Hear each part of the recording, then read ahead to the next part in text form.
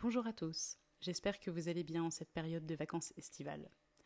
Pour ma part, j'ai décidé de me lancer dans une série de podcasts, ça fait un moment que j'y pensais, pour pouvoir vous communiquer, vous partager des choses qui peuvent vous être utiles au quotidien. Pour ce premier podcast, j'avais envie de répondre à une question qui me tient particulièrement à cœur et qui revient assez souvent sur le fait d'avoir un trop-plein d'émotions et comment y réagir. Alors oui, c'est un constat. Nous sommes malheureusement beaucoup à ne pas avoir été éduqués à bien vivre avec nos émotions. Si cette question vous intéresse, je vous invite à écouter la suite de ce podcast qui durera environ une dizaine de minutes et je vous souhaite une très bonne écoute. Pour répondre à cette question, la première à se poser est certainement de définir ce qu'est une émotion. Aujourd'hui, le terme émotion n'a pas de définition sur laquelle l'ensemble du monde s'entende. Notamment au niveau des sciences émotionnelles, il existe plusieurs théories et je vais vous en partager une qui nous est donnée par le professeur David Sander et qui donne comme définition l'émotion comme un processus de réponse rapide à un événement. Ce processus de réponse rapide est composé de deux phases, la première qui est la phase de déclenchement et la deuxième la phase de réponse émotionnelle. La phase de déclenchement correspond au moment où l'événement va venir en confrontation ou en support de nos objectifs, nos valeurs ou nos préoccupations. C'est ce qui va définir la pertinence de cet événement pour nous. La phase de réponse émotionnelle, quant à elle, se fait sur 4 types. Il y a 4 phases de réponse. La première s'appelle la composante périphérique. C'est notamment ce que le système nerveux va nous envoyer en interne. Par exemple, le cœur qui bat ou avoir les larmes aux yeux. La deuxième correspond à l'expression motrice. C'est notamment le changement d'intonation dans notre voix, les gestes que nous pouvons faire, les expressions de notre visage ou encore notre posture. La troisième est la tendance à l'action, se préparer à agir, fuir ou combattre. Et la dernière réponse est le ressenti, c'est-à-dire la prise de conscience de l'émotion. Vous l'aurez donc compris, une émotion, c'est un processus à multiples composantes. Ce qu'il faut en retenir, c'est que c'est un processus de réponse qui est rapide, c'est un processus de réponse rapide à un événement qui est fait en 2 phases, une phase de déclenchement et une phase de réponse émotionnelle. Pour en revenir à la question, avoir un trop-plein d'émotions, qu'est-ce que c'est ? Des émotions, nous en avons toute la journée. Des émotions dites positives et des émotions dites négatives. Avoir un trop-plein d'émotions peut arriver de 3 façons différentes. La première, c'est d'avoir plusieurs émotions. Légitimement, vu la définition que je vous ai donnée juste avant, on peut penser que quand on ressent plusieurs émotions en même temps, la réponse n'est peut-être pas évidente, car il y a plusieurs réponses en même temps qui se bousculent, et cela peut nous déstabiliser et créer cet effet de trop-plein. La deuxième notion de trop-plein, ça peut être une émotion intense, puisque dans la vie, nous avons parfois à vivre des événements qui sont extrêmement forts. Et la troisième raison d'avoir un trop-plein, c'est une accumulation de la même émotion qui n'a pas été accueillie ni traitée. Pour accueillir et traiter une émotion, il faut bien sûr avoir un contexte favorable. En effet, une émotion, c'est un stimuli qui nécessite une réponse, car notre corps ne nous envoie pas de message sans raison.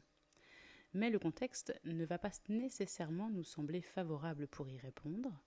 Par exemple, si nous sommes au travail et que nous avons envie de pleurer, nous allons pouvoir nous questionner sur est-ce bien de pleurer devant nos collègues ? Est-ce que ça peut nous desservir ? Envoyer peut-être une image de personne faible ?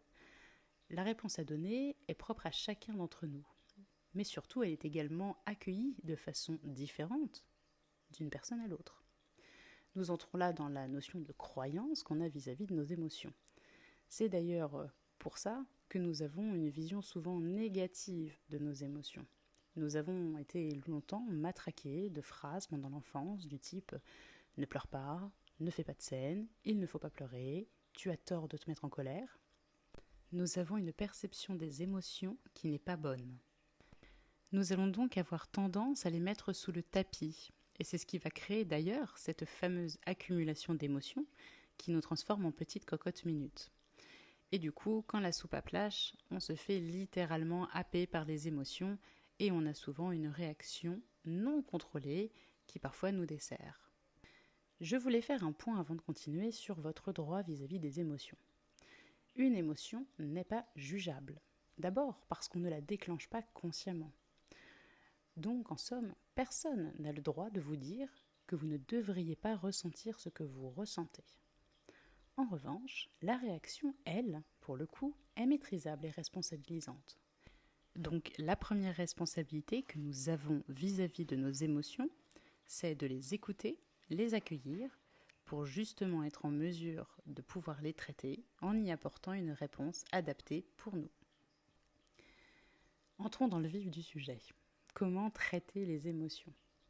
On en parlait, les contextes souvent ne sont pas favorables à avoir cette réaction à chaud.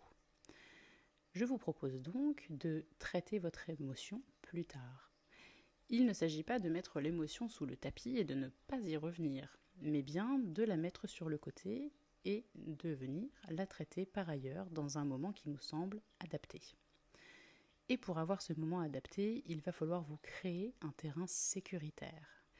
Alors un terrain sécuritaire, ça peut être par exemple le fait d'être seul, chez soi, dans une pièce, sans être dérangé, et bien évidemment sans avoir de contraintes imminentes qui pourraient nous empêcher de lâcher prise et de traiter notre émotion complètement en nous laissant vivre ce que nous avons ressenti.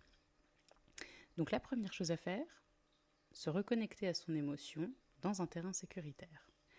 Pour se reconnecter à votre émotion, je vous invite à vous allonger ou vous asseoir dans une position confortable, en tout cas, à fermer les yeux et à revivre le déclencheur, ce moment où l'événement est intervenu. De cette façon, vous allez pouvoir ressentir votre émotion. Il va s'agir dans un deuxième temps de l'identifier. Connaissez-vous vos émotions ? La colère, la tristesse, la peur sont 3 émotions dites négatives très connues. Bien évidemment, il y en a d'autres, telles que la honte. Mais ces émotions se reconnaissent par des sensations physiques. Boule dans le ventre, palpitant, larmes aux yeux, sensation de vide. Toutes les émotions se traduisent dans notre corps par des sensations différentes. Le ressenti est propre à chacun, même s'il y a évidemment des similarités d'une personne à l'autre. Une fois que vous allez avoir nommé cette émotion, je vous invite à la ressentir. Pour la ressentir, l'accueillir, il va falloir que vous preniez le temps de sentir cette sensation en vous, même si elle peut être parfois désagréable. Ne vous inquiétez pas, ça va passer. Vous allez pouvoir aider cette sensation à disparaître. Comment ? Eh bien, la peur, on la rassure, la tristesse, on la console et la colère, on l'apaise. Une fois que vous allez avoir senti pleinement ces sensations, nommé cette émotion et que vous allez y avoir répondu avec vous-même, vous allez être apaisé et vous allez enfin pouvoir vous poser pour prendre ce temps de réflexion sur la réaction qui aurait été la meilleure pour vous. Était-ce d'exprimer ce que vous ressentiez ou non ? Vous savez, l'émotion, c'est un peu comme une caserne de pompiers qui déclencherait la sirène pour dire « Attention, il se passe quelque chose, il faut que tu y fasses attention ». C'est souvent pour pointer du doigt quelque chose qui peut apparaître comme une menace. À vous de juger si la menace est réelle ou fictive. En effet, un événement quelconque peut déclencher chez vous une émotion, que vous vous sentiez menacé, mais à tête reposée, une fois apaisé, que vous compreniez que finalement, cette nouvelle information, cet événement ne vient en rien changer vos projets ou les changer sensiblement sans problématique pour vous particulière, ou bien évidemment être une réelle menace. Et dans ce cas, il faudra envisager d'aller communiquer sur ce que vous avez ressenti. Mais vous aurez une réaction qui sera bien plus en adéquation avec vos objectifs si vous prenez le temps d'y penser. Alors, l'idée, évidemment, ça va être de traiter régulièrement vos émotions. Plus vous allez traiter régulièrement vos émotions, plus vous allez pouvoir créer un schéma de réponse et vous serez alors en mesure de réagir à chaud, sans peur de votre réaction. J'espère que toutes ces informations pourront vous aider quand vous avez un trop-plein d'émotions. N'hésitez pas à m'envoyer des commentaires ou des messages ou me poser des questions si vous en avez. Dans tous les cas, je vous souhaite une excellente fin de journée et surtout, n'oubliez pas de garder votre étincelle bien allumée. Au revoir.